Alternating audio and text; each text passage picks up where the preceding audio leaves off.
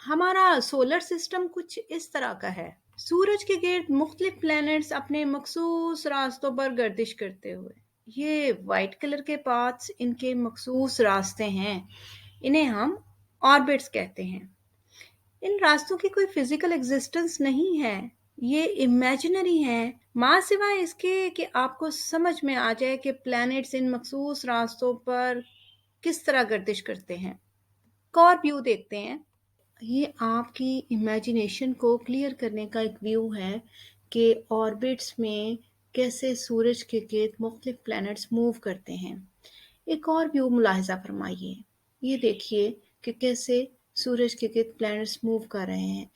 Planets move एक ही तरह से करते हैं। ये मुख्तलिफ व्यूज़ हैं क्योंकि हमारा सोलर सिस्टम बहुत वसी है, बहुत बड़ा है।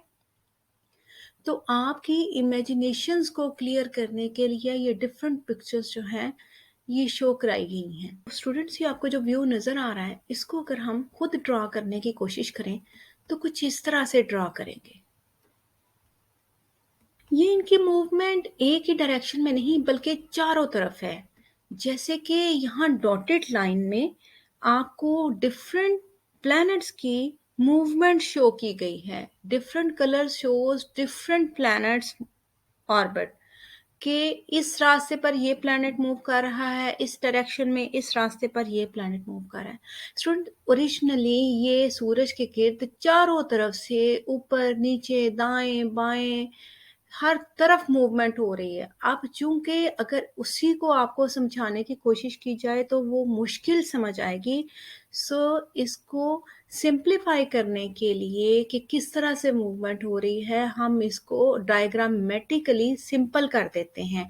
थोड़ी सिंपलिसिटी इसमें आई। अभी हमें इसमें लगता है कि एक ही साइड पे घूम रहे हैं, लेकिन ऐसा नहीं है। इससे ऊपर भी जाएंगे, नीचे भी आएंगे, राइट भी जाएंगे, लेफ्ट भी जाएंगे। अब इसी व्यू को अगर हम और सिंप्लीफाई करने की कोशिश करें ताकि आपको समझ और अच्छी तरह से आए तो हम इस तरह से ड्रा करेंगे। अब देखिए, अब हमें यहाँ क्लियरली पता चल रहा है कि बीच में सूरज है, साइड में मुख्तलिफ ऑर्बिट्स हैं और हर ऑर्बिट में एक एक प्लैनेट है। और हमें यहाँ ये भी इंफॉर्मेशन मिल जाती है कौन प्लैनेट सूरज के करीब है, कौन ज़्यादा दूर है और कौन किस जगह पे और कहाँ वाक़या है। स्टूडेंट्स, बिल्कुल इसी तरह से एटम का भी स्ट्रक्चर है।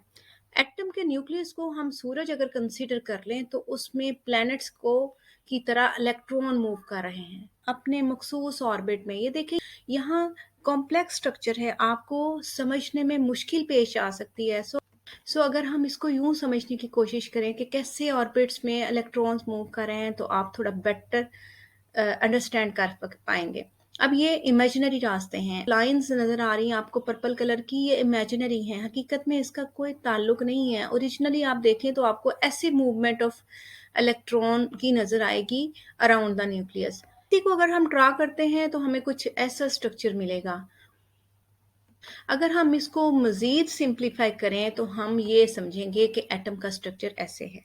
9th क्लास स्टूडेंट्स, स्पेशली अगर आप फैमिलियर हों तो आपने एटम के इस स्ट्रक्चर को देखा होगा। ये स्ट्रक्चर वो सिंप्लीफाइड स्ट्रक्चर है जो आपको अपने सादा तरीन शक्ल में बेशुमार इंफॉर्मेशन दे जाता है, जबकि हकीकत में इस तरह का एटम नहीं होता, बल्कि आप करीब जा सकते हैं उस कॉम्प्लेक्स स्ट्रक्चर के जो मैंने आपको पहले दिखाया है। यहाँ इंफॉर्मेशन बहुत है। बीच में आपको न्यूक्लियस नजर आ रहा है बहुत बड़ा। अब आपको यहाँ नजर आ रहा है, यहाँ 3 शेल्स हैं। क्लियरली आप उसको रीड आउट कर सकते हैं। 2 आपके फर्स्ट ऑर्बिट में 2 इलेक्ट्रॉन्स हैं, सेकेंड ऑर्बिट में 8 इलेक्ट्रॉन्स हैं और थर्ड ऑर्बिट में 1 इलेक्ट्रॉन। सो ये एक पिक्चर को क्लियर करने की कोशिश की गई है कि हमारा एटम कैसा दिखता है।